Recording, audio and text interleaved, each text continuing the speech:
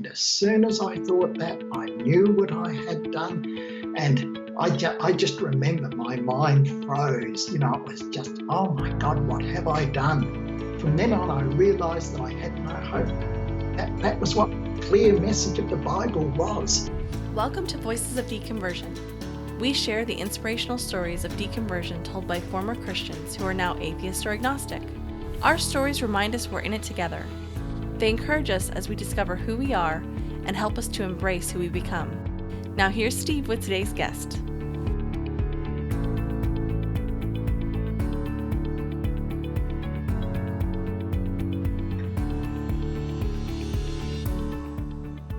Welcome everyone to episode 69. Can't believe it, but it's actually been almost a month since our last episode, and as you know, I've been saying this a lot lately, but I try to get my episodes out bi-weekly, and in this case, Chrissy and I actually started looking for houses, so we got delayed because that consumed essentially every free moment we had after work and on weekends the last couple weeks, which is a good thing, and we're excited. We put an offer on a house, it got accepted, and assuming everything else goes smoothly, we should hopefully be moving into our new home in about a month from now. So I do hope things settle down in the coming months and I'm able to get, more consistently get these episodes out. But just so everyone knows, I put a message on the website just stating that the podcast is going strong, and I just haven't been able to update it due to it's just one extra thing that I have to do when I'm putting these episodes out, and so I'm not updating the website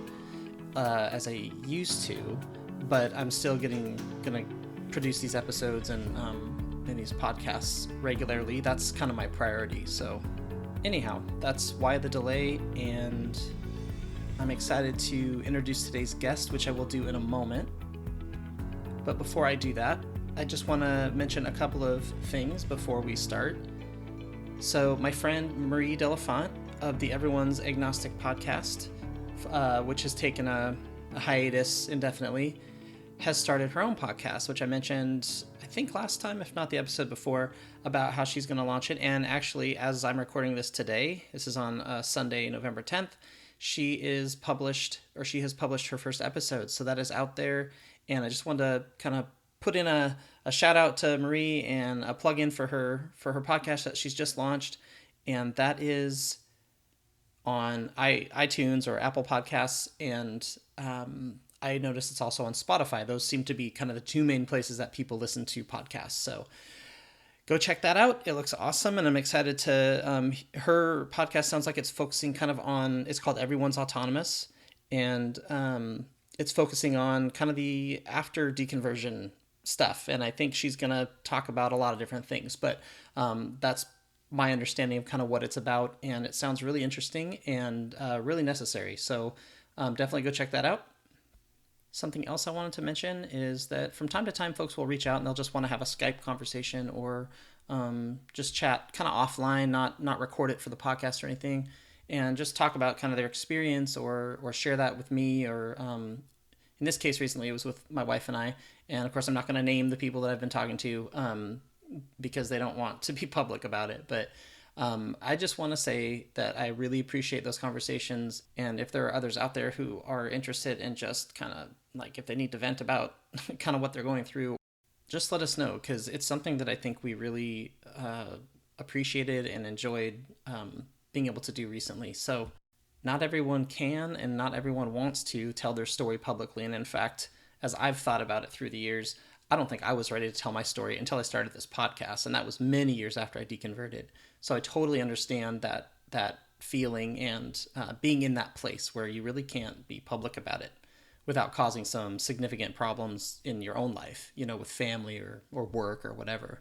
So I just wanted to mention that. I just thought that was kind of neat. And also kind of brought to my attention, not everybody's active on social media, can't stay up to date with the podcast that way.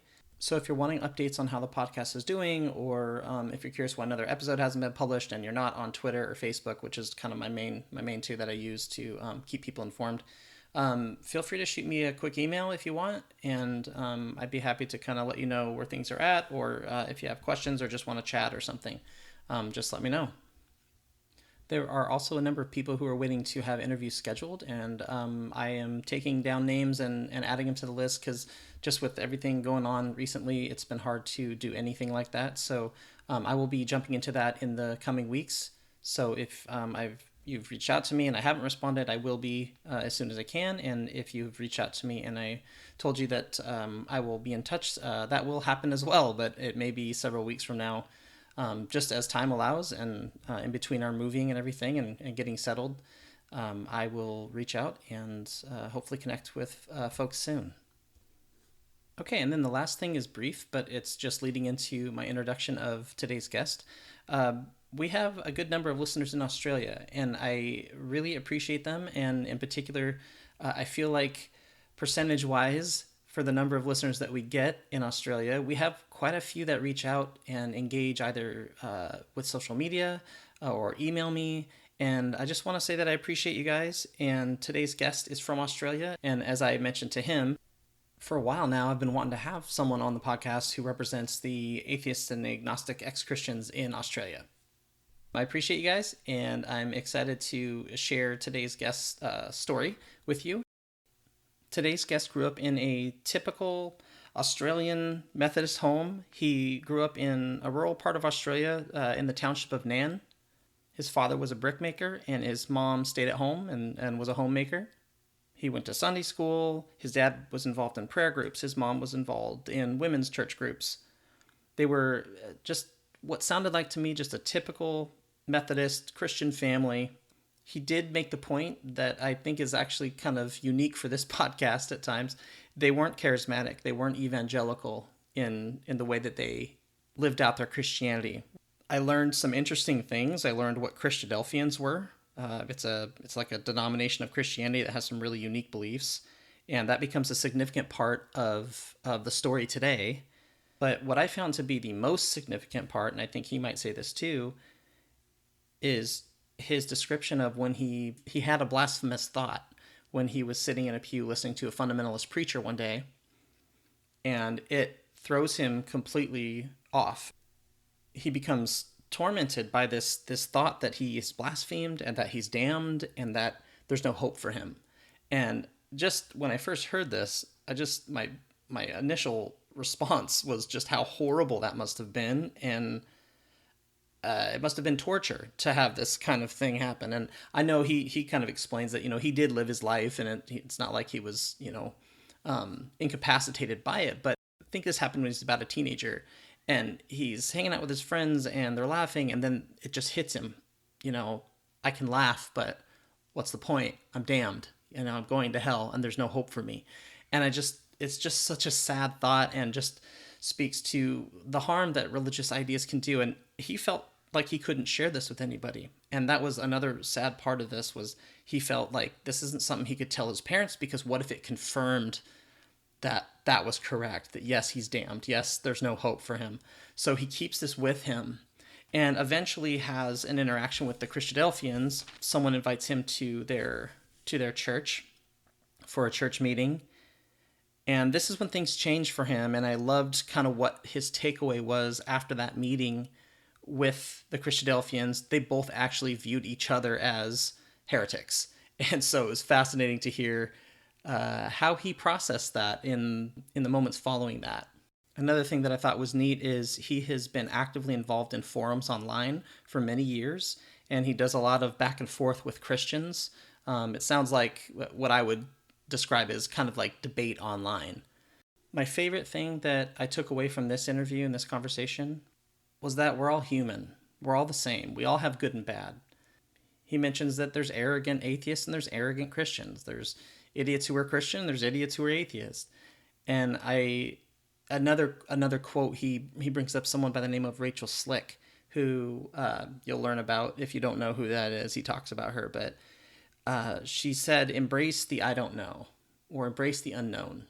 And I actually mentioned that to someone recently, and that's been something that I have found when my guests have said that. It's really stuck with me, that as an atheist, it's really comforting to just embrace the mystery. I think it was Debbie McNulty, if I remember right, who said that. But whoever said it, and I think others have said it, embracing the mystery, embracing the unknown and the things that you just don't know. I love that message, I think, the most, but also just that we're all human. We're all people. Thank you to Roland for sharing his story today. He's a great guy, and I really enjoyed talking with him. Here's my conversation with Roland Watts. Well, I'd like to welcome Roland Watts to the podcast. Roland, thanks for joining me today. Thank you too, Steve. It's a pleasure to be here. Yeah. So you said that you now consider yourself an agnostic atheist. So if someone were to ask you what that means to you, how would you describe that to them? All right. Look, it depends on context. I call myself an atheist, but sometimes I will qualify it with the term agnostic. I tend to see that there are two types of atheists. There's a strong atheist and a weak atheist. Strong atheists sort of tend to be perhaps more hostile to religion. Religion is bunk. We would be better off without it, whereas those weaker atheists tend to be more accepting of religion. It's a moot point that we would be better off without it. And I tend to fall into that latter category. Even though I'm an atheist, I still don't mind God talk. If I find it inspirational, I can listen to God talk quite happily. I don't think we would necessarily be better off without religion. So I've got an acceptance of religion, like a lot of atheists. I put that qualifier there. I hope that makes sense. Yeah, I think it does. And something I had read that you wrote to me was that you want to encourage the good in religion and discourage the bad. Look, I think that's important. That is part of it. I think religion can do good to people. It can be beneficial to society, but my goodness, there's just listening to a lot of, say, your other deconvertees or various forums that I'm on, and religion can also do a lot of harm. But that's like that for all of us, I think. You know, we have the good and the bad, and we're always trying to discourage the bad and encourage the good. Yeah, it's religion. Was as far as we're concerned, religion was created by people for a reason. Yes. There was a need there, and we needed to express it somehow. And, like you said, there's a lot of bad, but there can be some good, and you don't want to throw the baby out with the bathwater, so to speak. I think so. Even though I disagree with all religious theologies, it does have its place, I think. And some people, it can be very beneficial to have a religious outlook on life. Yeah. Why take it away from such people and say you'll be better without it? Yeah, so you said that you were raised, your parents became more liberal as you grew up, but can you talk about the early years for you, how Christianity influenced you? What was your experience with Christianity when you were young? My parents are both dead now, but Mum was a trained nurse, but she was a stay-at-home mum when we children came along. Dad was a brickmaker.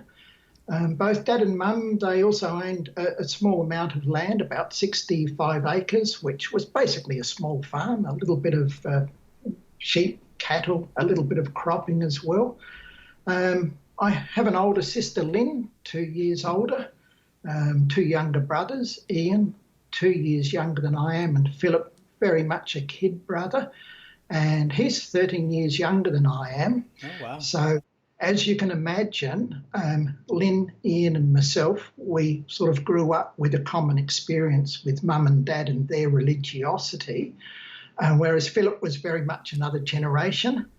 I think by the time Mum had Philip, Mum and Dad had already raised 3 children, were getting a little bit on in years.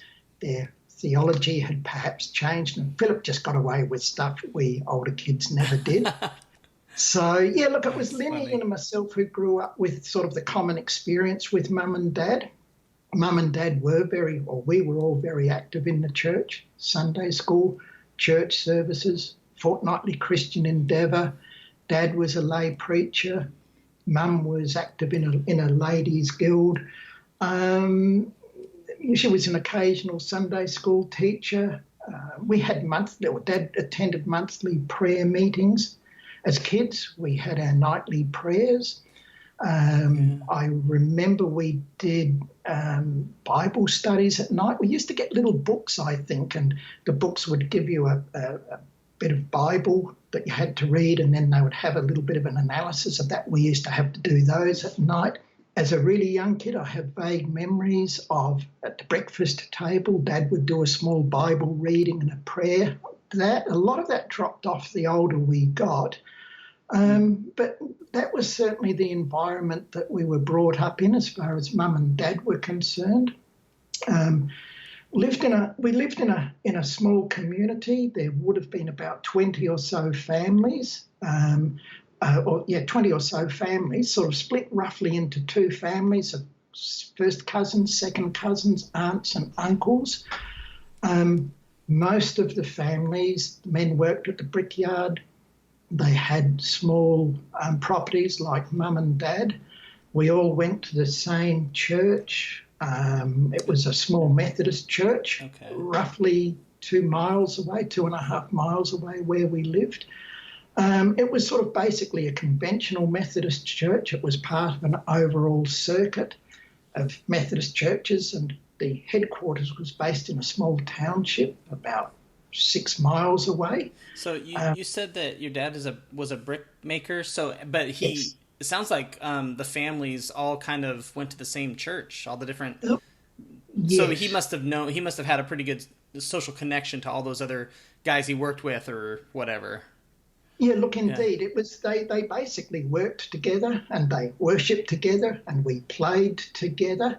There was a lot of commonality, and Mum, she sort of married into this sort of reasonably tight-knit group. That's interesting. And she sort of found that despite I think that there were sometimes theological differences that would spring up because the church members sort of ranged from fundamentalist through to conservative through to liberal, they nevertheless sort of got on reasonably well together. And I think Mum sort of found that the whole community was sort of a fairly generous community in a way. But yeah, look, it was a conventional Methodist upbringing. It was definitely not the emotional charismatic that some of your other interviewees have mentioned. Yeah. And it was certainly not the evangelical upbringing where you have to go out and save the world to prevent people from going to hell. Those sorts of things were sort of there, but the Sunday services, go in, sing a hymn, maybe have announcements, sing another hymn, maybe a prayer and a Bible reading, sing a hymn, then there would be the service, and then sing a hymn. A lot of hymns. You're looking, indeed, yes. And then there'd sort of be the benediction, and while the benediction was being said, the preacher would sort of walk out, and then we'd all file out, shake the preacher's hand before everybody would go out, and the adults would stand around and talk, and the kids would run off and play. And then the adults would eventually grab the kids and go on home. The minister, there was a minister that was sort of in charge of the circuit, and he was based in the township of Nan. And I guess because there were, I think, about 4 or 5 other Methodist churches in that circuit, he would sort of, I guess, take weekly services, one church, then another. So we would get the minister maybe once every 4 weeks, once every 5 weeks. That's interesting. They would rotate the ministers around. Sorry. All right. I guess you sort of had a main church. Okay. And then under that were sort of your smaller churches. And the minister one Sunday would preach at one church, and another Sunday the next church, another Sunday the next church, then the next church, and just rotate around like that, I think. And then in between the minister preaching at our church, it'd be a lay preacher that would take the service. Okay. But that lay preacher could have been my dad. I was going to ask, because you said he was a part-time lay preacher, right? Yeah, indeed. And several of the men of the families were lay preachers. And then sometimes we could get an external guest preacher, or maybe even a missionary would come along and sort of fire you up with you need to be a missionary sort of thing, and think, oh yeah, maybe I'd better be a missionary when I grow up. But that would sort of wane or disappear altogether once you got home sort of thing. Yeah. But, be fired up during the church service. And it was one of those guest preachers that was the one that sort of triggered off this trauma that I basically had a little bit down the track. Yeah, I'm really interested to get into that, and we can, if you have other things you wanted to mention, I don't want to cut you off, but No. But yeah. That's a really unique experience that you had when you talked about how it was, you knew about the blasphemy of the Holy Spirit and that was a bad thing you should never do. And so I'll let you describe it, but if there's something else you wanted to hit on, I didn't mean to jump ahead too fast. No, look, Steve, that's absolutely fine. I'm glad that you do control these. I think how you do these interviews are really great. You control them nicely, and you let people ramble on, and then you bring them back. So, well, thank you. Yeah. Yeah, look, just maybe a couple of other things as well. Yeah, my grandparents on my mum's side, Nana and Grandpa. That's a little bit crucial for what came later on. Nana and Grandpa was a retired Methodist minister. I think they sort of tended to be a little bit liberal in their theology for their day. I wouldn't be too sure. On my dad's side, my grandfather there was a lot more austere. Yeah, he was sort of a lot harder in his theology from what I understand. My sister, Lynn, when she met her future husband, I think one of the questions he asked her was, is it true that your grandfather used to lock the roosters away from the hens on a Sunday? Gives you a little bit of an. I don't know whether that was actually true, but I did check up with Lynn the other day when I caught up with her, and she said yes, she had been asked that question on several occasions. This gives you a little bit of an idea as to how the external community saw perhaps the smaller community in which I lived. Explain that a little bit, because I may have missed kind of the why would he ask that kind of a question?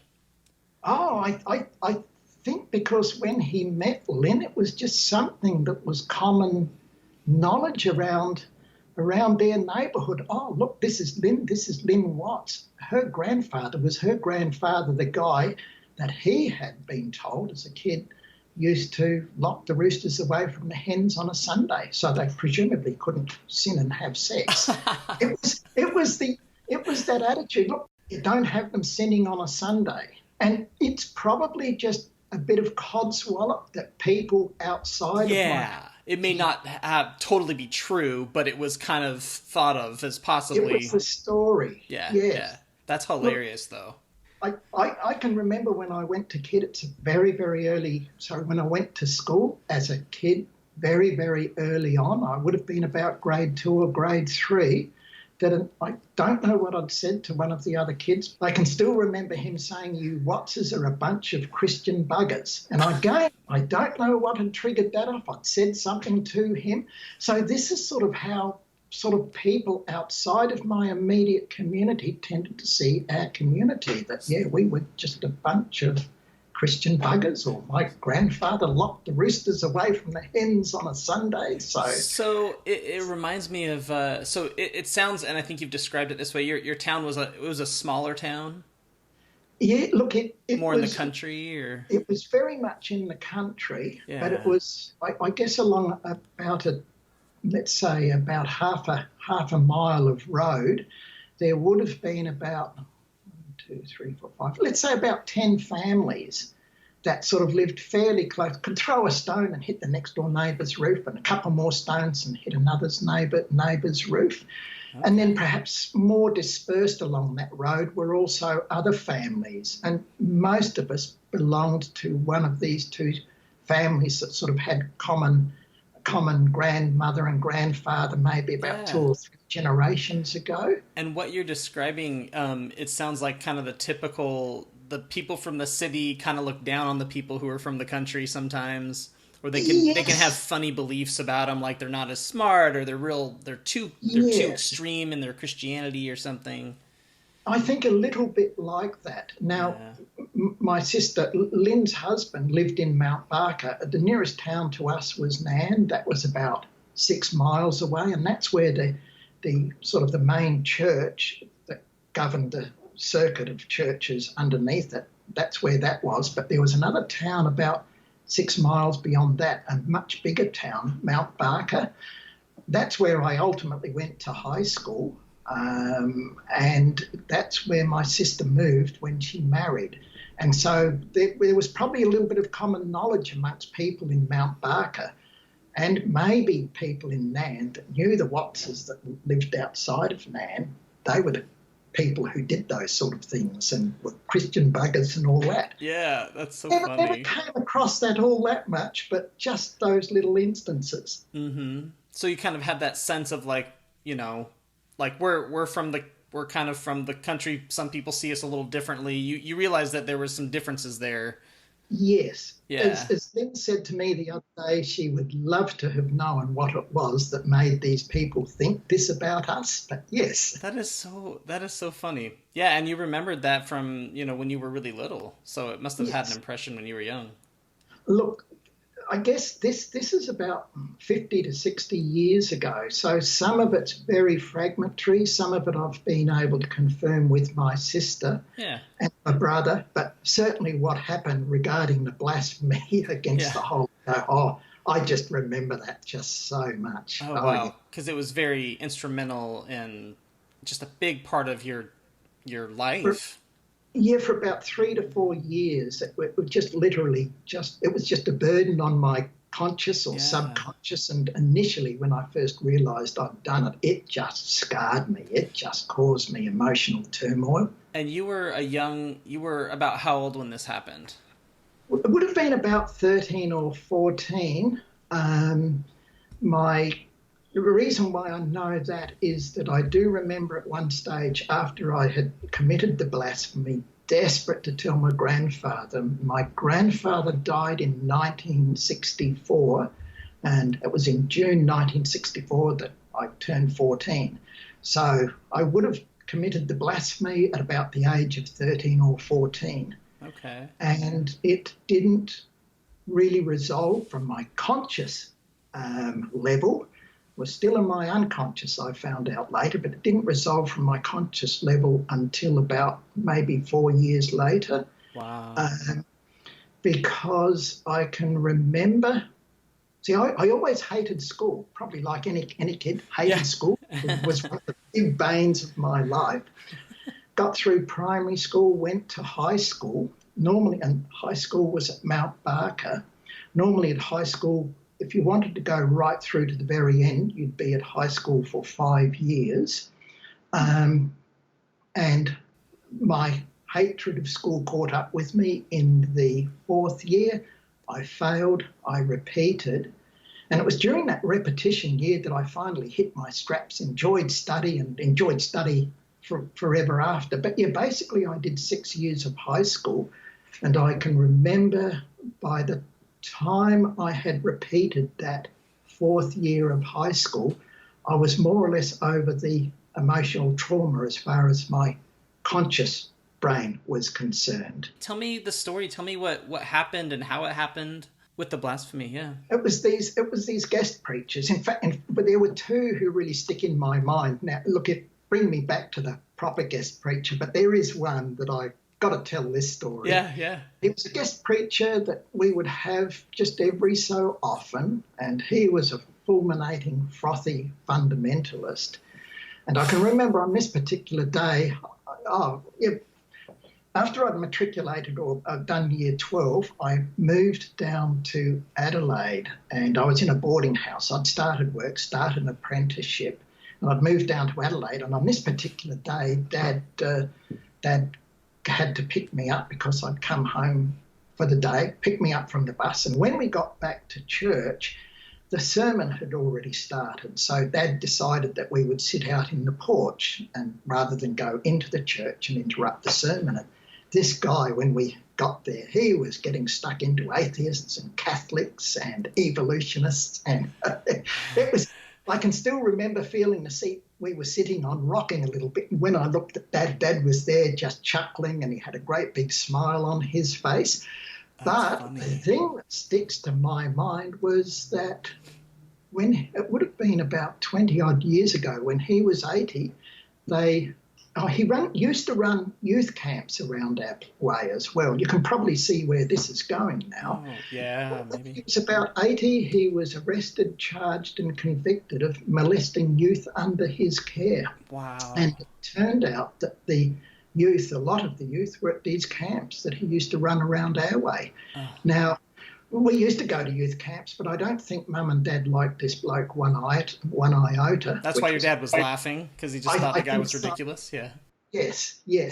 We never did go to his camps. We did go to the youth camps run by, I know of one other minister, and this minister was really great, really nice, ex-army, and he knew how to run camps. But this other guy, this turkey, for all of his Catholics are this and atheists are that and evolutionists this, what was he doing, at that time? Yes. Yeah. So that really just sticks in my mind, that one. But anyway, to the other guy, there was another guest speaker, and he was a medical missionary, and I only ever remember him coming to the church on a couple of occasions. He used to say funny things as well. I can remember once he made the point that if people studied the Bible as much as they studied maths and physics, there would be no problems in the world. And I can remember even way back then sort of thinking, that's weird. Yeah. I know he upset Mum once because he'd said during one of his services that have you ever listened to modern pop music? And this was back in the 60s, and he said it's just absolute trash. And of course, Mum had a very, very good musical ear. She was pretty good at music, and she was just offended because she knew that a lot of modern pop music was A, harmless, and B, not too bad at all. Yeah, it's enjoyable. But anyway, look, this particular incident occurred during one of his services, and before the service, we used to have the Bible reading, and I think basically the sermon would be based on the Bible reading. Anyway, look, during the Bible reading, which was, I think, to be the Bible reading around which the sermon was to be based, he read out part of Matthew 12, and it was Matthew 12, and the two verses that sprung out were Matthew 12, 30 to 32. And look, I've copied them down here for the benefit of you and your listeners. Nice. Do you remember what they say? I don't. No, I was going to ask you, yeah. Here we go. My contribution to a sermon. There you go. Matthew 12, 31 to 32. Wherefore I say unto you, all manner of sin and blasphemy shall be forgiven unto men, but the blasphemy against the Holy Ghost shall not be forgiven unto men. And whosoever speaketh a word against the Son of Man, it shall be forgiven him. But whosoever speaketh against the Holy Ghost, it shall not be forgiven him, neither in this world, neither in the world to come. And I vaguely remember, as he spoke those words, I vaguely remember thinking, look, if the Holy Ghost behaves like that, it's stupid or it's a fool or something like that. And as soon as I thought that, I knew what I had done. And I just remember my mind froze. It was just, oh, my God, what have I done? And, I had no hope. From then on, I realised that I had no hope. That was what the clear message of the Bible was. So your initial thought was that, this is stupid or this is foolish. Yeah, exactly. And then the next thought is, oh no, I've just committed blasphemy against the Holy Spirit, and now you're like traumatized. Panic, trauma. Trauma would be a good way to put it. Look, I don't remember exactly that night. I have vague memories of crying in bed. I have vague memories of just weeks after. During the quiet times, I blasphemed against the Holy Ghost. I can't be saved. There is no hope. That's what the Bible says. Even though it was just a thought, you didn't actually say anything. And I always understood it to be like if you said something. But for you, in that moment, you thought it, and that was blasphemy. Yeah, I mean, what's the difference between thinking and saying? That's what went through my mind. Yeah. And I just remember just the sheer terror of it all. And that problems sort of persisted for the next 3 or 4 years.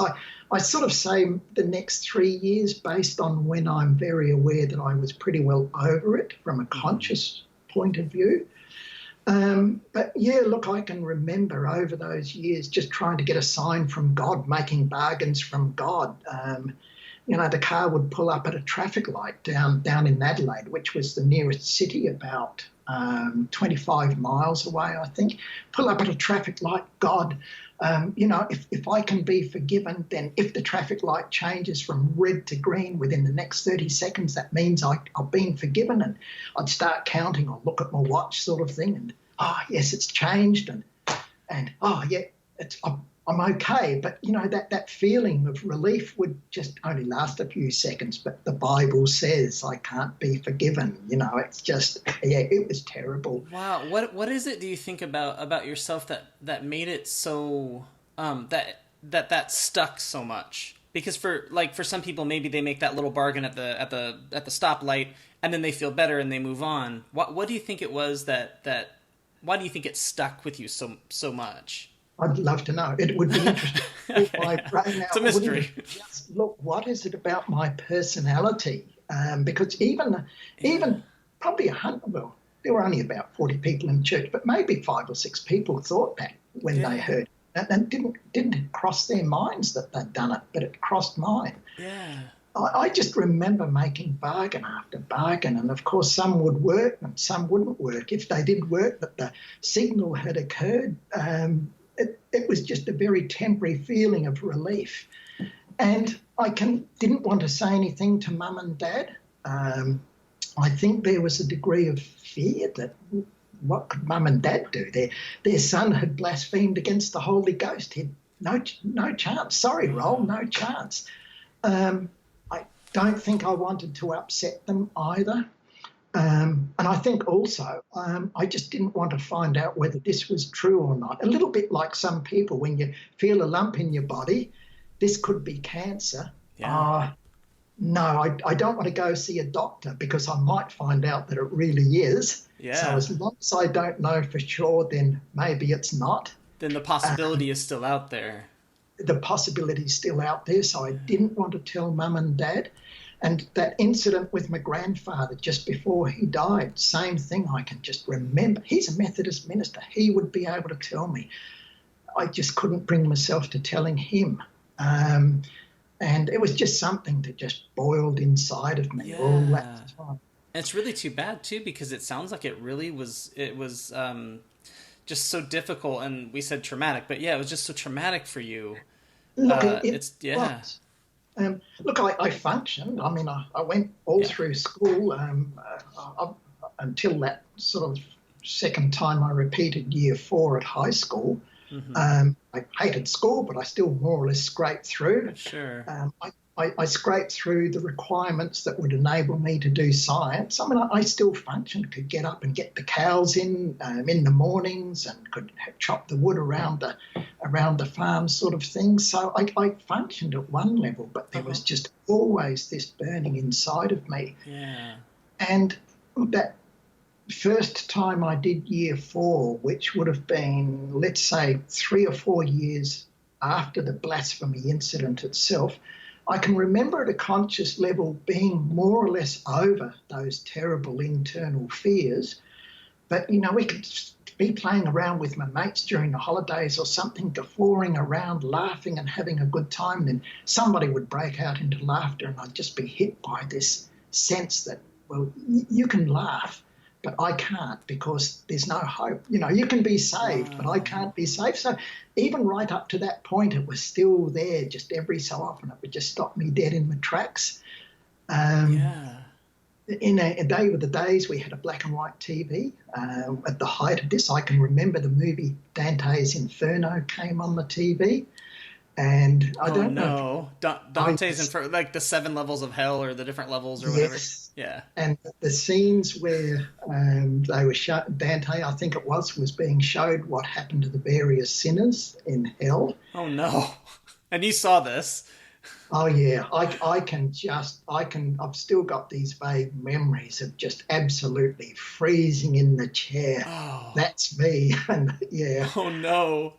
yeah. So there was that period of 3 to 4 years where it was really traumatic, and then it tended to level off. And in the last 2 years, the repeat year and the final year of high school, no, I hit my straps as far as study, and I seem to have forgotten about it. So I thought. Anyway, the next step in this was after high school, I came down to Adelaide to start work. I had an apprenticeship, and I was in a boarding house with a whole pile of young lads, roughly my age, and some older men as well. And one of the men there, he was a few years older than I was. His name was Greg, and he was a reptile keeper at the Adelaide Zoo. But we used to have fun. He befriended me a little bit, and sometimes we'd actually go snake hunting around the various backtracks up in the country. Oh, cool. He'd throw me the car keys while he was holding onto the snake and go get the bag from the car, and I'd sort of be nervously trying to put the key into the lock, get a bag out of the car and take it to Greg, and, on the tips of my fingers, keeping away from him as far as possible, give him the bag while he lifted it up and put the snake in. And Wow. he was great. That's but cool. He had a friend named Bruce, and Bruce was Christadelphian. And as with all of these thoughts that crippled me, that I'm telling you about, nobody, because of the nature of the church I was in, nobody sort of force-fed these ideas to me, not the way I gather they do in some evangelical churches, say in America or parts of Australia, where it's always hellfire and damnation, you've got to save the world. These were just sort of ideas that just sort of trickled in, over the Sunday schools, Bible readings and that. But one thing that also trickled in, that Christadelphians and Jehovah Witnesses and Mormons, they were damnable heretics, and the best thing to do is to keep away from these people, because they do teach damnable heresy. And not only that, they know their Bibles, and so they can easily ensnare you. Interesting. So that's what you believe. Do you believe that Jehovah Witnesses, and you believe that these different denominations were heretical or heretics? Yes, Okay. yes. And they taught heresy. And if you could define, I've never actually heard the denomination or the version of Christianity called Christadelphians. So what is that?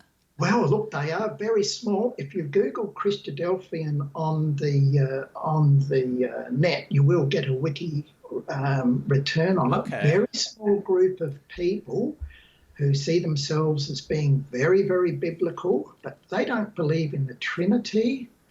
I did write it down. Look, they don't believe in the Trinity. They don't believe in the immortality of the soul. They don't accept baptism of infants, and they don't accept the pre-existence of Jesus. That's so funny. It's funny. It's funny, and I'm sorry if I'm interrupting too much. It's funny because every time I hear about these different denominations, it's like Christianity is just a buffet, and each denomination goes up to the buffet and just pulls out what it wants and calls it Christadelphian or Jehovah Witness or Baptist. It's kind of ridiculous when you think about it in the bigger scheme of things. Yes, this is one thing that I often point out on forums, and that is that, they all think that they are saved, and yet. And you'd often see these little arguments break out. And it's not just between Catholics and Protestants, but it's between Mormons and the rest. It's between Arminians and Calvinists.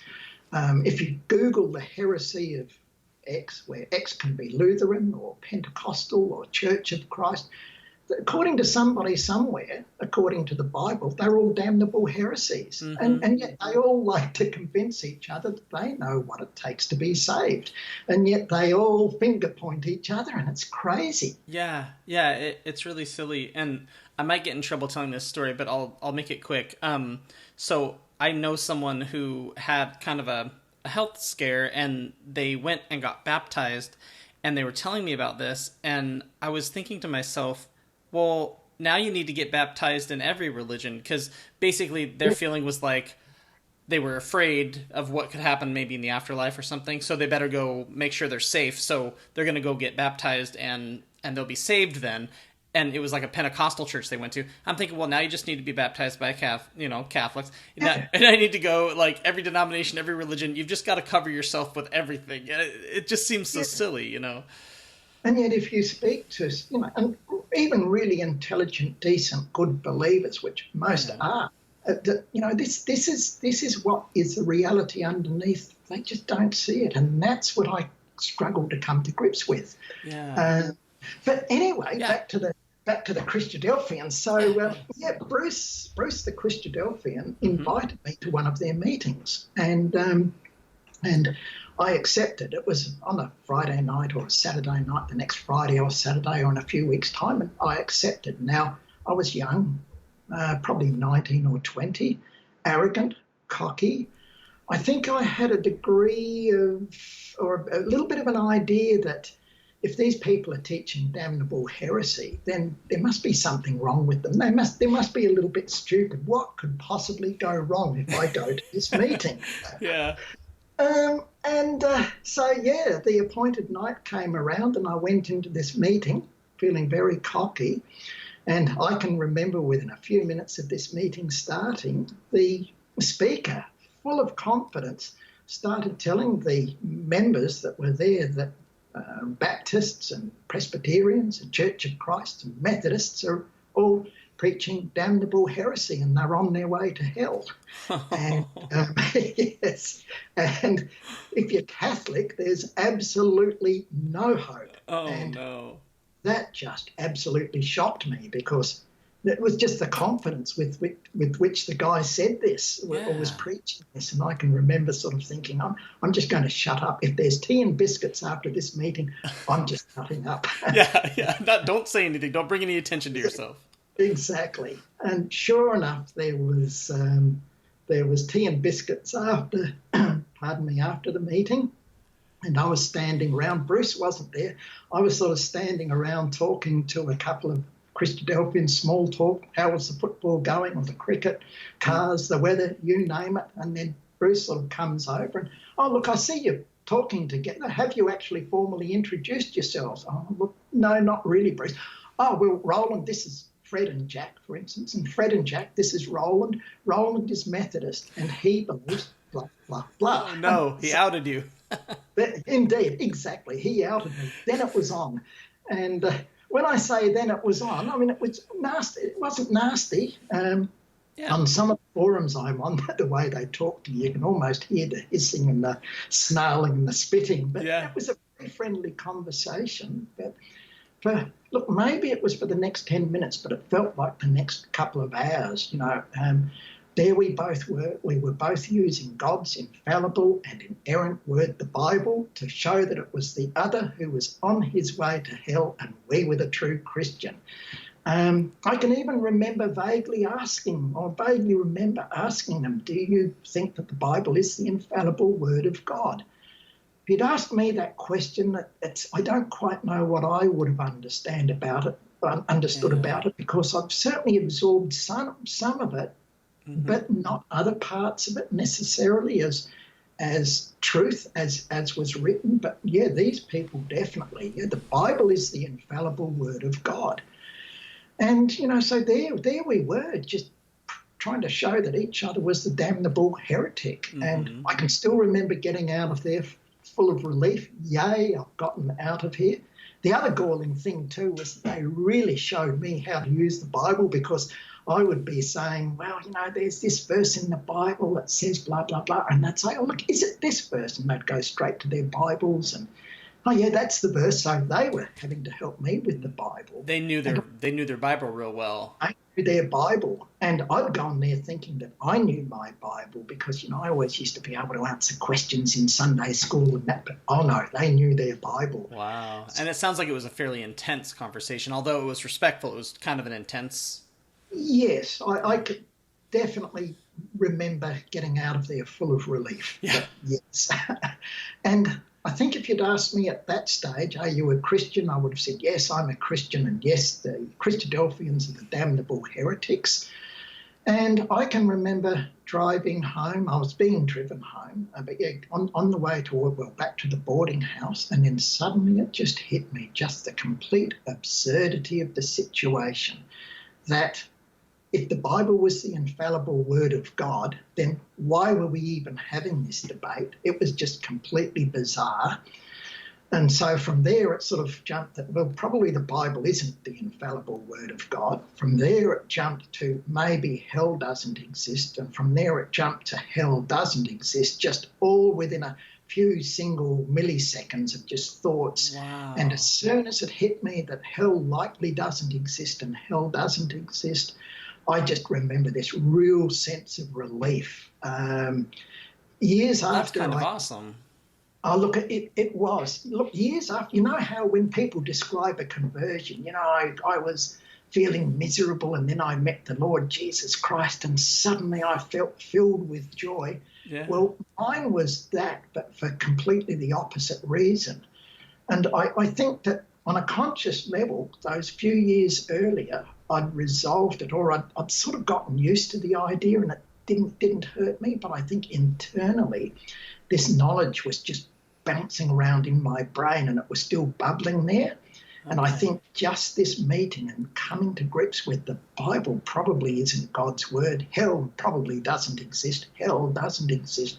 Yeah, I was just overcome with just a sense of relief. Yeah, the analogy that came to my mind was a house of cards. And, you know, when you have this discussion with these guys, when you had that realization that it was all BS, it's like the one card got knocked over and then just within moments, like you said, it just all started to kind of falling apart. Yeah. Look, indeed, it just all fell apart. And it was just sort of an amazing experience. I think it just resolved this dilemma in my subconscious. And I still carried on in the church for a few more years. I was singing in a church choir in Adelaide at that stage. They were desperate. I don't have a good voice, but you get enough bad voices together and you can get quite a nice sound out. When I'm married, I would have still considered myself a Christian, I think, but things were really starting to tumble away. Going back a little bit, at the height of this crisis that I was having, it was also at the time, I think, of the God is Dead movement, sort of came to the fore again. Do you know anything about that? I don't. I mean, I've heard the phrase God is dead, like Nietzsche, I think, coined that. But, tell me about that. Look, there was a German guy, Dietrich Bonhoeffer, I think his name, and he was a Lutheran guy that sheltered Jews from the Nazis and was executed. I think even, much to my surprise, I think even he had a hand in this. And I think it goes right back to Nietzsche, but it's sort of always bubbled away within Christian theology, and that is that in this modern era, we really need to do away with the notion of a God, the way God was defined previously as sitting up there in heaven, an interventionist God, and miracle here and miracle there, and it needs to be a lot more abstract. And I think the idea was that it was the death of the old God and hopefully the bringing in a new, more sophisticated God. And that was being discussed at those times, and I can remember coming down to Adelaide with Mum and Dad. And I loved books at that stage, went into a bookshop. There was one of those books that looked to be written by one of these God is Dead people. I wanted to buy it, but I didn't dare because I vaguely remembered that sermon. And again, no, these people were evil. And so I didn't. But anyway, when I'd going through this deconversion process, that was one of the first things I did. Bought that book. Lo and behold, the guy who wrote it was a Christian. It's just that he believed that Jesus existed, Jesus was executed, but the virgin birth and the resurrection were just all symbolic, or they were all metaphors. Wow. And so that probably helped me maintain a degree of connection with Christianity for a bit, but then I quickly slid into agnosticism. And then I remember buying a book by an American atheist, I think by the name of Fred Smith, and he made an argument that no, agnostics really don't exist. It's either atheism or theism. I think he basically thought that agnostics were more cowardly atheists. I've heard some atheists say that, yeah. Yes, and after that, that's when I really started calling myself an atheist. But yeah, for reasons I explained earlier, I'm less convinced that that's a good way of looking at it. I don't think religious people deserve that term, that derogatory term, and I think you have to give a role for religion, how it can help people and bind communities together. We just don't need the bullshit that comes with a lot of religion, I think. Yeah. And so I'm a lot more sympathetic to religion than some atheists, but sympathetic in the way that many other atheists are. Did you ever get like kind of mad at religion when you were deconverting? Sometimes people go through like an angry phase, and it seems like you're in a really good place, which I think a lot of us kind of come to well, maybe not everybody, but to a place where it's like, okay, religion serves a purpose, but there are things that are really bad about it that need to be called out. Did you ever go through a phase where you were really upset with religion or with how it affected you? Yeah, look, indeed, in the early stages I did, and I think I'm going through a bit of an angry phase again, but for different reasons. Over the last few years, because of forums that I'm on, I've just come across a lot of people that are just still hurting just from religion. That's made me angry again, but not in the way that I was angry before. It does an awful lot of harm, I think. It does a lot of good, but it does a lot of harm. And I think the churches need to come to grips with this and stop all you need is Jesus, because I think Jesus can inspire a lot of people for good, but it can inspire a lot of people for harm as well. And it's sort of harm on a more insidious level, I think. Mm.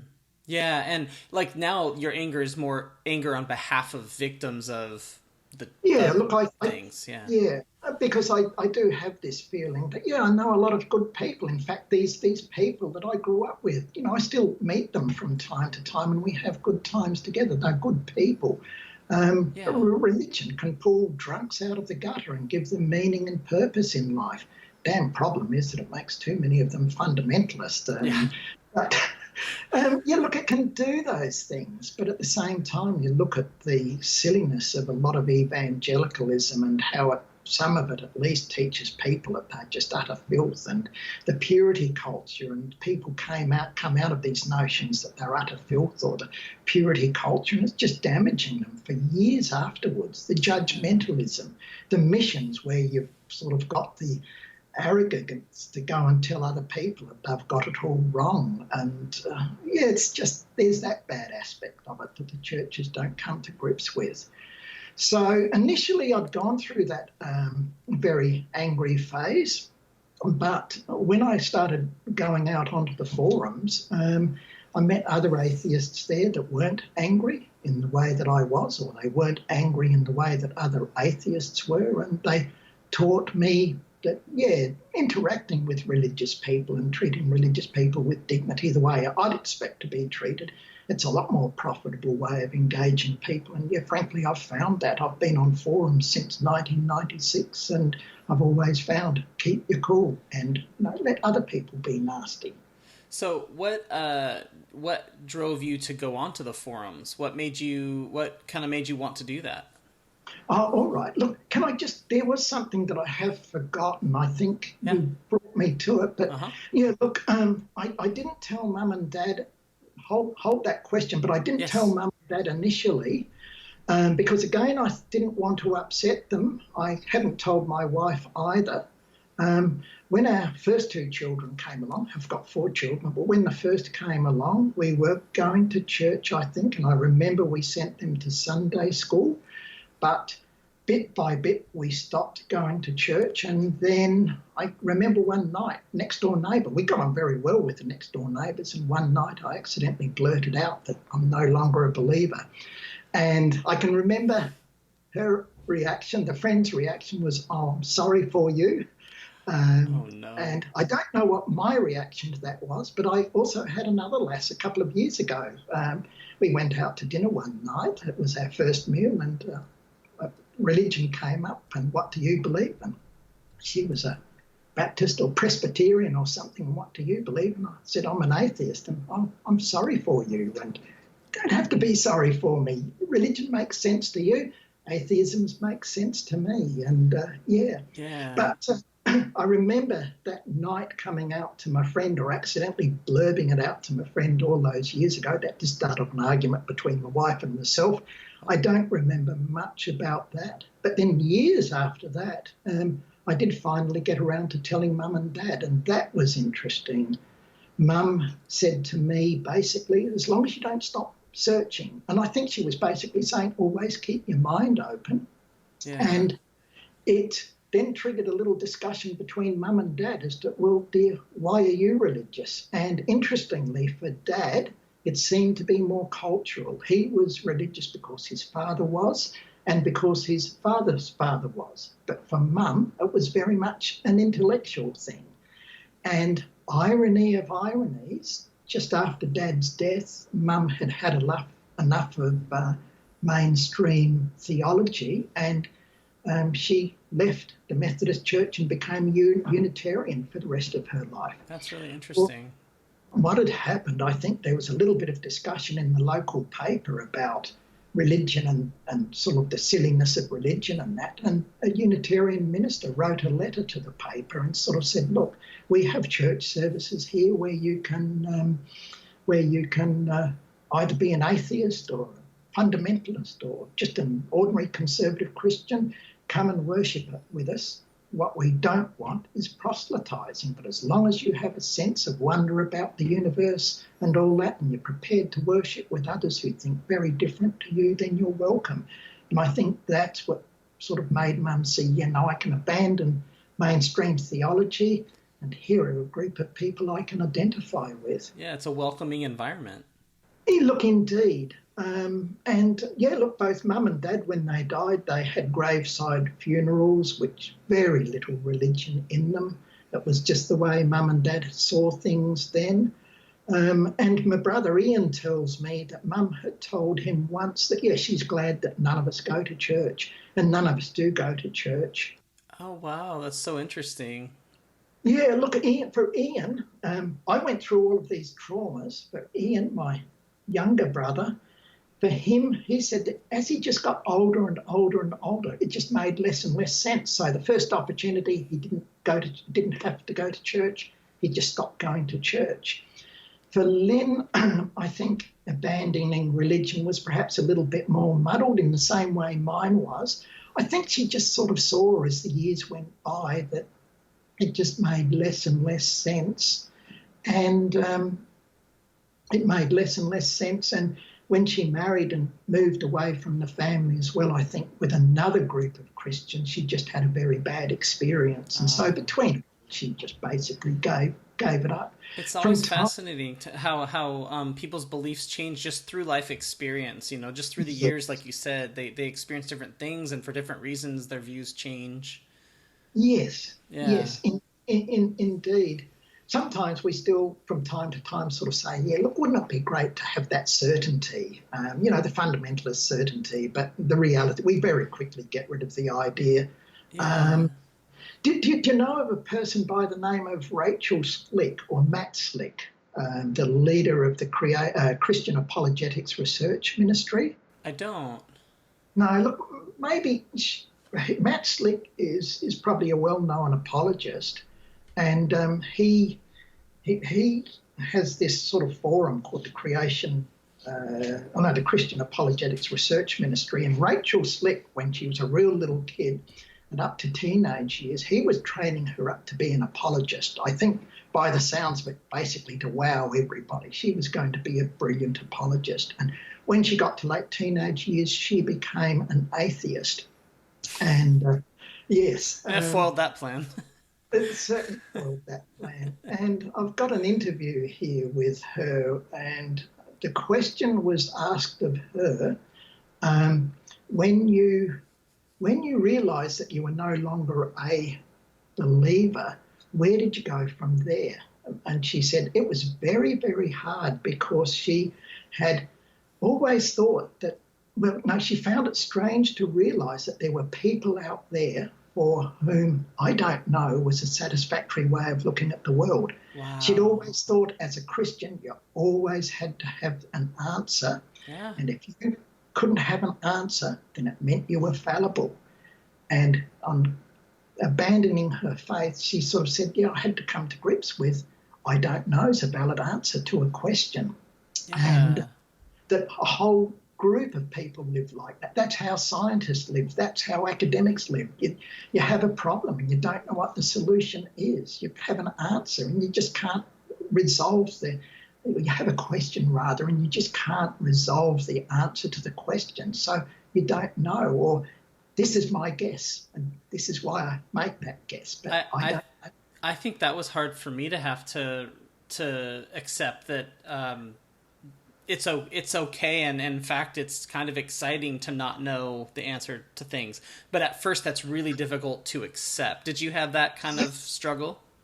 No, look, I don't think so, because I think one thing that sort of made my deconversion a little bit easier compared to what a lot of other people find, particularly in America and even parts here in Australia, that in our church, we had our church in that sort of closed community, but we all went to secular schools.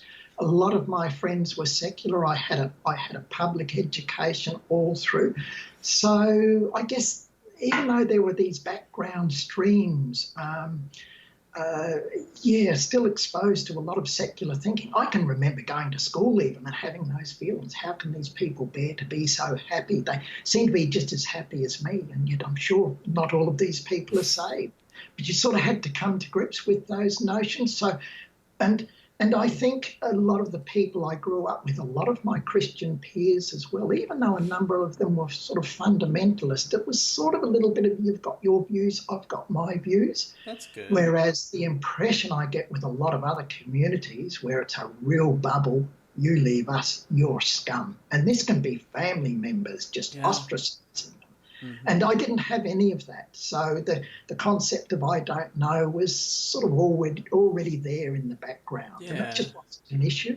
But it just shocked me that she had said that, because it explains so much of what I come across on the forums. That's why it's significant, is because you're seeing why you're running up against such a hard stance from people. Yes. I think a lot of fundamentalist believers don't understand the difference between an explanation and an assertion, and an explanation that's logical or a guess, or an explanation that's logical and has evidence backing it up. And so this is where Christianity always has to have an answer. If you can come up with an answer, even if it's just a logical answer, it's got to be as good as anything. Yeah. Well, no, I'm sorry, it's not as good as anything. It's nowhere near as good as a logical answer that's got good supporting evidence. And I think that's what Rachel Slick was talking about. She was always very good at coming up with an answer. If there was evidence for it, well, that was beside the point. And she basically said initially when she first came up against it, she felt like an unintelligent goof, because all of a sudden she found that she was having to say, I don't know, to a whole pile of stuff, because a lot of her normal explanations just weren't good enough. She said after a while she then began to see, no, I'm beginning to feel humble. I don't know is actually the answer of a person. It's got a degree of humility. That's really cool. She sounds like an interesting person. I might have to Google her and learn about her story a little bit.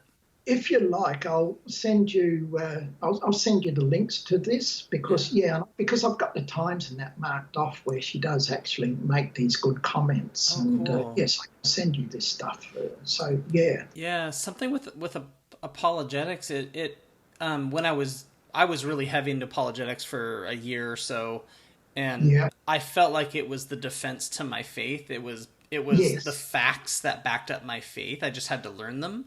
But when I got away from it, I look back on it and I view it very much like it's almost a debate game for them. It's kind of how can we twist words and move words and say things in certain ways that are convincing, almost like a lawyer would, like maybe a defense lawyer or something, not to, say that they're all bad or something, but they're trying to make a case. So if they have to use words that are a little vague, or if they have to say something in a certain way so that it's convincing to you, that's really the game. That's the goal, not facts necessarily. Yes. Yeah. Not reasoned argument where you've got evidence or you've got an explanation and supporting evidence, and you can show how the supporting evidence, yes, and you would look back at your apologetics years and go, oh goodness, did I really think that? Did I really say that? Is that how you feel now? Yeah. You mean when I look back at it? Yes. I think it was, I had to grow up, like, mentally. I had to, learn, mature. I think I had to mature, because back then I was, late teens. And right. Yes, I'm with you. I think I just saw the world way more black and white, and then as I grew and learned things, I realized there was a lot more gray there, and that things weren't as cut and dry. And then I learned that some of these, one of the answers that really bothered me that I could never let go of was when there was a radio show called The Bible Answer Man, and I used to listen to it all the time, and people would call in and ask him questions, and one of the questions was, in one gospel it says there was one angel at the tomb, in another gospel it said there were two angels, and the guy's answer was, how can, they're contradictory, how can they both be true? And his answer, and usually he gave pretty reasoned responses, and his answer was, well, if there were two angels, their first was one. In other words, he's playing a word game to try to make it sound like 1 and 2 are the same. Yes. And it just, it's like, no. So coming to grips with, no, that doesn't make sense. Let's just leave that as it is. It's a contradiction, and that's just the way it is, I remember on one of the apologetics forums that I was recently on, and it was atheist-style logic from God sort of thing, and you listen to some of the logic, and sometimes I would say to these people, look, we didn't steal that logic from God. We take our logic from the ancient Greeks. You can keep that logic because it just doesn't make sense. Yeah. And apologetics. It's just infuriating. And I think most people, when they pull away from Christianity and they look back at apologetics, they just shake their head. Basically, apologetics exists just to keep the believer convinced that they've got good arguments. I think that's probably true. Yeah. You'd never try the apologetic standard. You'd never try the logic of the apologetic arguments out in the real world. You'd never try presuppositional apologetics out in the real world. So why on earth think that it's got any validity in theology? Yeah, I think you're right. It's just the church has to create things to kind of prop itself up. Yes, I think so. So, yeah. If I could go back to your timeline a little bit about, how these things happened. So you said that it was in your later teens when the House of Cards kind of came tumbling down. Yes, 19 or 20, that time. Okay. And then it sounds like for several years after that, you kind of were still going to church and you had your own beliefs, but you were maybe a nominal Christian or sort of a Christian. Yeah, look, it would have been only for 2 or 3 years after that, or maybe let's say 4 or 5 years after that, because I got married in 1973. It would have been about 1970, 71 when this meeting with the Christadelphians occurred. Okay.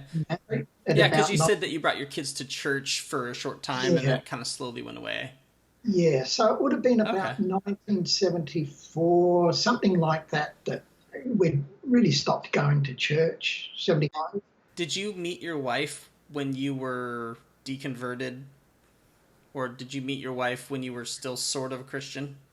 I met my wife when I was still sort of a Christian, And then where was she at with all that? She was a Pentecostalist at that stage. Wow. But, as I sort of indicated that, we had our children. I can remember our 2 eldest children going to Sunday school a little bit. We were going to church, but for some reason or other, we just began to drift away from that. And And then it wasn't all that long after I think we'd drifted away that I accidentally let it out that I was an atheist. And, that a friend basically, "Oh, I'm sorry for you." And then that started an argument with my wife that night. But I really don't remember much after that, up until about after some years after that. That's when I told Mum and Dad that I was no longer a Christian. So you kind of had it. You kind of kept it quiet to some degree for many years. Sounds like. Oh, look! I did. In fact, I'd only told my brother and sister about this about a year ago, year and a half, 2 years ago. I mean, It did shock them that I'd actually gone through all this. It really was an internal. I wasn't going to tell anybody. It really was just an internal pain, trauma, or you name it, that I'd gone through those years. And it sort of wasn't until about 1996 that I sort of got back into Christianity again, but it was through the forums, from memory, yes. And I blame my brother for that. Oh. Yeah. He had come home one night. He was a lecturer at a technical college, and I think a couple of creationists who were teachers' assistants there that basically had to set teaching classrooms up and all that so that my brother or other teachers would be able to lecture the students on various aspects of motor mechanics. And I think they must have been fired up, these two creationists, the Sunday before, and told to go out and take on evolutionists and discuss creation versus evolution. And Ian asked me if I would help out. And yes, I did. And I think I probably always wanted to be a scientist as a kid. So this actually let me, what would the word be? Satisfy some of my instincts to be a scientist sort of thing. Yeah. Because they gave Ian an article from a creationist magazine that was put out by Answers in Genesis in Australia in those days. Yeah. Before it had the big brawl with the American organisation, and the Australian one became Creation Ministries International. And it was about supernova remnants and how you could count supernova remnants, supernovas, exploding stars, how you could count the supernova remnants in the galaxy and prove that the galaxy was only 6,000 years old. Oh, my goodness. And so I spent weeks looking at this paper and going into the local university, the Adelaide University, and they had a ginormous library full of journals, geology journals, biology journals, astronomy journals. And I was able to check the quotations that this article had used, and a lot of its arguments, and they were just crap. The arguments were just terrible, and the quotations were completely out of context. Wow. And I thought, wow, this is going to be a cinch. And so I wrote a great big reply. Oh, it might have been about a 15-page reply to this creationist. Gave it to Ian, and Ian took it to his school and gave it to them, and we never did get a reply from them. Interesting. And didn't get a reply from them despite repeated sort of prompts from Ian. Mm-hmm. And so about 6 months later, I thought, well, I'm going to start writing to Jonathan Sarfati of Answers in Genesis, because I thought, even though I was very sceptical of creationism, I really just had to find out how good it really was, because the people up in Answers in Genesis, they were PhDs. They were fully credentialed PhDs. So wow. How good is this really? So right. I wrote a very cautious letter to Dr. Sarfati, suggesting that you could be wrong here and you could be wrong there. And that started off about a 1.5, maybe 2 year exchange of letters between myself and Dr. Sarfati and Dr. Tasman Walker and a few other creationists there. And in the end, they gave up writing to me. I got a letter from a phone call from Taz Walker one day wanting to know what was griping me, that I was forever writing to them.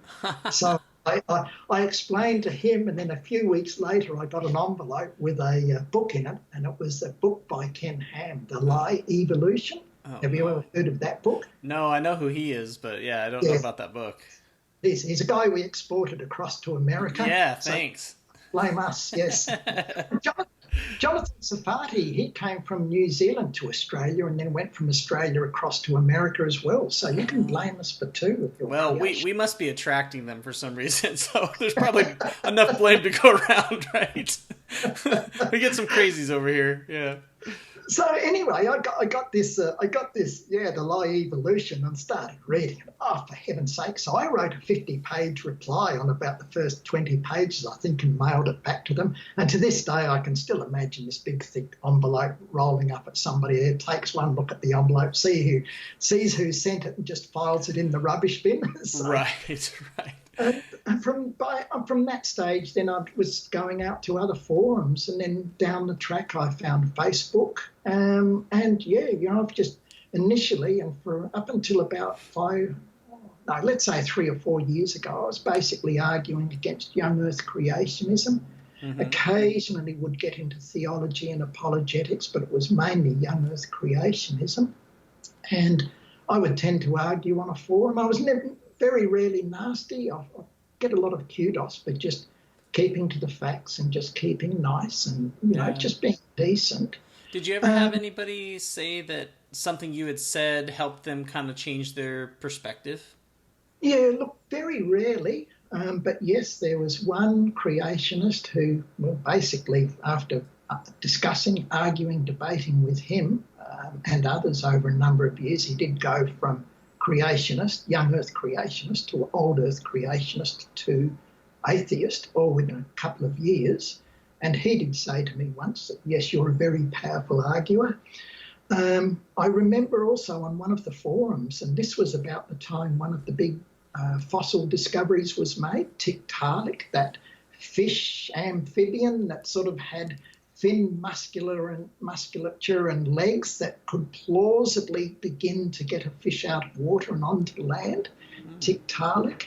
I did some pictures and posted those on a big forum showing the comparisons between the human arm and the human leg and the very, very short limbs in the fins of Tiktaalik. And I remember another lass who was a Christian, a very nice lass as well, and she wrote back and basically said, look, I never realised this. And I think it made her reconsider a lot of the attitudes that she had towards theories like evolution and that. Yeah. Well, that's kind of cool. I mean, those are probably really rewarding because they come so few and far between. They do. And every so often I'll get a letter. I've got them behind me because, again, they're just really nice letters, but just from somebody who'll just sort of say, look, thank you for keeping your cool. Thank you for sticking to the facts. I don't accept what you believe, but I really do like the way you argue.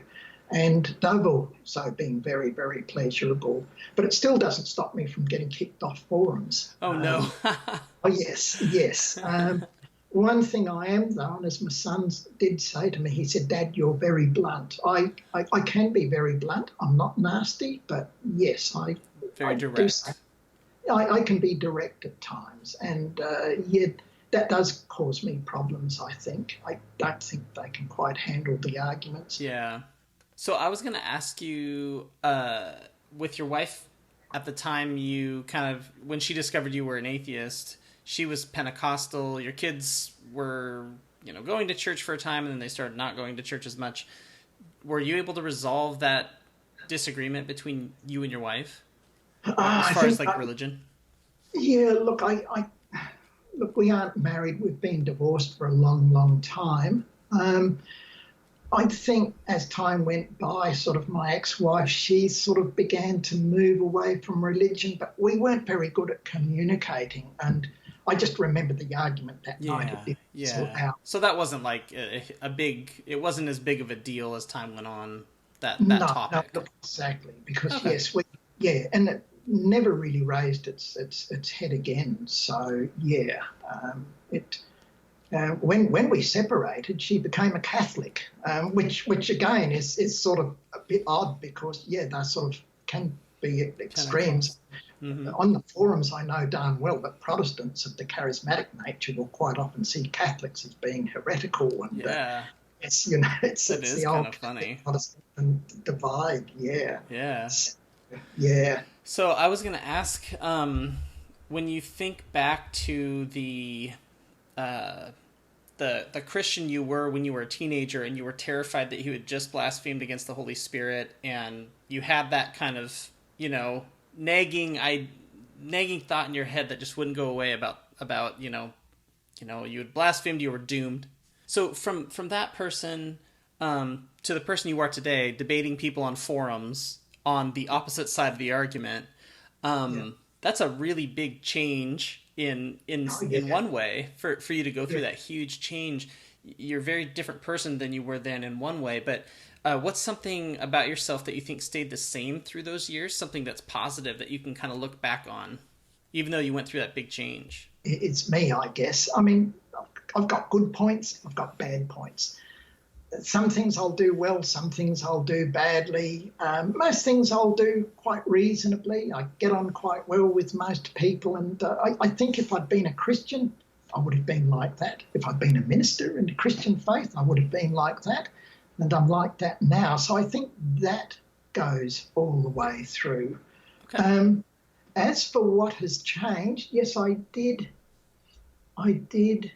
come to grips with the fact that as a Christian, and even really good Christians, I guess their religion might sort of teach them to be forgiving, it teaches them love, it teaches them service and humility, which are really great things, but their religion also, I think, gives them a great degree of arrogance, and that is compared to non-believers. They are saved, non-believers are unsaved. They are wise, we are fools. They are godly, we are satanic. They are joyous, we are miserable. They are in the light, we're in the dark. They have pearls, we are swine. And I think that gives them an enormous amount of scope to be very arrogant in how they approach the rest of the world, notwithstanding the fact that they've also got these other good lessons. And I sometimes think that if I had still been a Christian, I might have carried on with that God-given arrogance, whereas now I've learned that Christians are good and Christians are bad. Atheists are good and atheists are bad. Buddhists are good, Buddhists are bad. You name it. Yeah, that's a good lesson to kind of take from it all. Yes, yeah. Yeah, because there's two sides to every coin, you know. Yeah, indeed, yes. Yeah. So I think that's the big thing that would have changed. And look, even my sister, the other day when I was talking to her, particularly about some things that could have come up here, because I did need to ask both my brother and sister, look, I'm going to talk about these things. Are you happy? And yes, they were. But my sister sort of made the point too that, that Christian arrogance, we're all arrogant.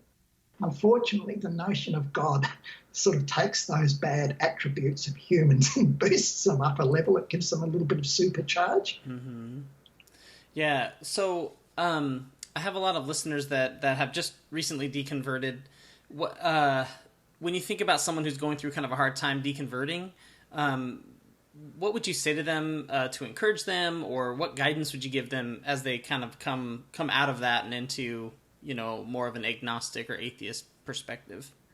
Look, one thing is not to expect too much of we atheists. On one of the forums, there was a discussion because, some recent deconvertees had come out into the atheist world expecting to find cool people who were rational and logical, and it was quite a shock to find out that, well, there are a bunch of idiots out there who are atheists as much as there are a bunch of idiots who are believers.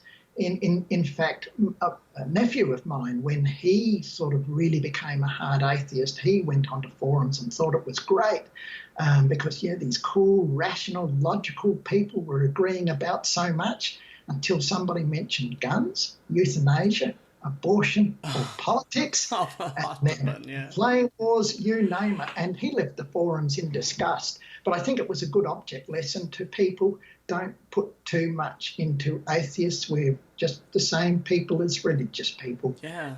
We're as good as bad. So, look, there is that warning. A couple of words of encouragement. There were a couple. Learn to embrace the I don't know, as Rachel Slick talked about. I'll try and remember to send you that because her answer was a beauty. That's really cool. Give yourself lots and lots of time if necessary, because it's quite obvious on talking to people you don't necessarily resolve these issues, particularly if you've been in a religious bubble and that bursts and you've got to make your way in a world that's totally alien. And look for good friends. look for good clubs, look for good groups of people, good choirs, astronomy associations, book talk clubs that you can go and just mix with other people, learn who your good friends are and hang on to them, whether they're religious or irreligious, but those people who understand you. And they're the things that bits of advice I'd give, plus a final, all the best and good luck. If people want to get in touch with you, what's the best way for them to do that? Well, look, there are two ways. One is by email and the other way is by Facebook. On email, they can contact me on rwa02728 at bigpond.net.au. And the Big Pond is BIGPOND.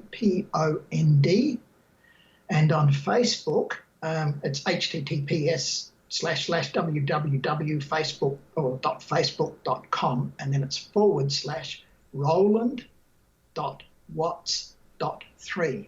I presume that .3 is important. I'm the third Roland Watts on Facebook, but it's ROLAND.WATTS.3. Okay. And if people want to contact me, they're probably more likely to get me on Facebook, because no matter where I go, I always look at Facebook, but it might not necessarily be private. But yeah, they can contact me on there. If they want to be private, do so on email. But when I go interstate, and I will be at the end of this month, I tend not to look at my emails so much. Yeah. So if you do contact me on email, you might have to wait a week or two, before I reply. Okay. So, but yeah, I'm quite happy for people to contact. I do think conversion can be a very, very hard process. Deconversion can be a very, very hard process. And as your introduction says, we're in it together. Oh, that's cool. Yeah. It's cool. Yeah. My wife and I had talked about what's something that's important, that we needed when we were coming out of this. It's like, well, we, kind of need each other, kind of need this community of people who understand what it's like, Yes. Yeah. And I think, relatively speaking, I've been very, very lucky. I just listened to a lot of your people from America, and even some people from here in Australia, from where you do get the pockets of deep religious commitment and that. And I wouldn't go through what a lot of people have to go through with acquaintances, friends, families, including just coming to grips with a world that they've been taught is totally evil, keep away from, and all that sort of stuff. So yeah. Well, it's been really fun to hear your story, and I just the blasphemy theme, or that story was so unique, and I had never heard of anyone who had that kind of a struggle with blaspheming against the Holy Spirit like that. So that was really fascinating to hear. And look, it is. I know what you're saying. Look, it was so terrible for me, and just from time to time, I have heard people sort of ask questions. How do I know if I've committed blasphemy against the Holy Ghost? And when I've been listening to your other podcasts, it just reminded me that, my path to deconversion was through that. And, there were those few years of trauma. I don't know whether it was trauma or not, but it was a struggle.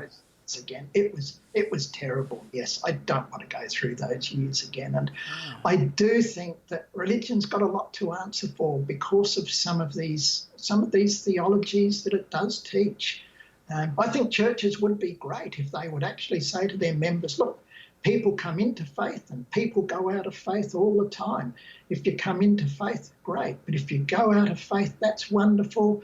Come back any time you like, but we won't feel any the worse for you. But no, they teach this exclusiveness, and even a lot of the good ones. And I think they stand condemned for that. It's strong language, I know, but when you consider the harm that it does to people, I think it's a dicky theology. And what am I? I tend to agree with the God is dead people. The old God needs to die, and they need to get a more human one. Yeah, Christianity has had to evolve through the centuries to stay current, and it will continue to. And I think the Unitarian Church is a great example of what you're saying. They just accept anyone. Yes, look, indeed. But then having said that, you look at the rise of religious fundamentalism, particularly in your country. And so, look, there's a good book, American Apocalypse, that sort of describes how, going back to the late 1800s, sort of this notion that Jesus is going to come back soon and we've got to go out and evangelize, and how that's been such a unifying theme ever since the late 1800s. And it's a fascinating read. And so, that's been a major wellspring for ensuring that fundamentalism and evangelism and conservatism just keeps on rolling on. And there's something about it that just attracts people, and just I think confidence is that's something that really attracts folks is confidence, and fundamentalists are confident, if nothing else.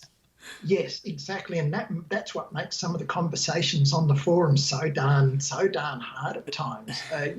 You just find yourself thinking of a person. Look, if you behaved like that in the outside world, if your logic was that kind of logic, people would laugh at you. Or if somebody used that kind of thinking on you, you would laugh at them.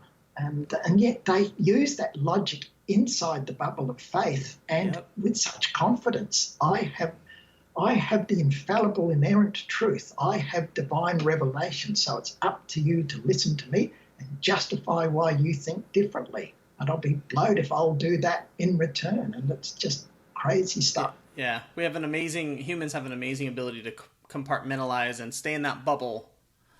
Yes. If you've seen steam coming out of my ears and nose because it's been, you remind me of some of the conversations I get involved in. And I do, on the forums, I do keep my cool. But yes, fortunately, Ian understands me. And yes, I can vent to Ian because I do in private get very cranky over this arrogance and the illogic of a lot of this thinking. It doesn't have to be that way, I'm sure. And so much it is. I think it's really important what you're doing. I have a hard time getting on Facebook and having like discussions with people because I get too frustrated with it, and then it takes me a while to type it out, and I'm always like spell checking my words and like making sure it makes sense, and am I being too mean, or am I being harsh enough, and like should I overthink that kind of thing, so I'm not good at that. So I'm grateful for folks like yourself who are out there and are able to have these discussions, because I think it does help. It helps to have this perspective out there so people can hear that there's good people who aren't religious, and so I'm grateful that you're so engaged and have been for years now. Oh, look, it's been terribly frustrating, but also terribly fascinating. I've both hated it and enjoyed it. Look, the feeling's mutual, because I just think what you and others like Evangelical and that do with podcasts, or Seth Andrews, what you guys do is just so important, because you articulate and you collect our stories, or it's just great stuff. And I think the more people you can get to tell their stories and put it out there, the better. But yeah, look, I understand what you say about the forums. It can be hard at times, and when I do go interstate to visit the kids and things like that, I do try and keep away from the forums, basically for my own sanity. Yeah. That's good. Yeah. Well, Roland, it's been really fun. Like I mentioned before we jumped on, you're my first guest from Australia, and I actually have a decent listener. What do you say? There's a decent amount of listeners in Australia that listen to the podcast and have reached out and emailed or at different times, throughout the last few years. And so I feel like I've been needing to have someone from Australia on, to represent like the folks that are there that. But thank you for taking time to talk about this. I really appreciate it. I had a lot of fun talking to you and hearing your story and just the different things you're involved in. It was great.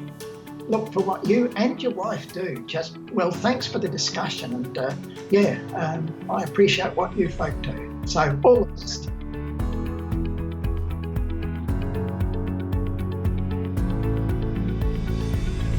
Thanks for listening to Voices of Deconversion. Be sure to join us next time by subscribing to the podcast.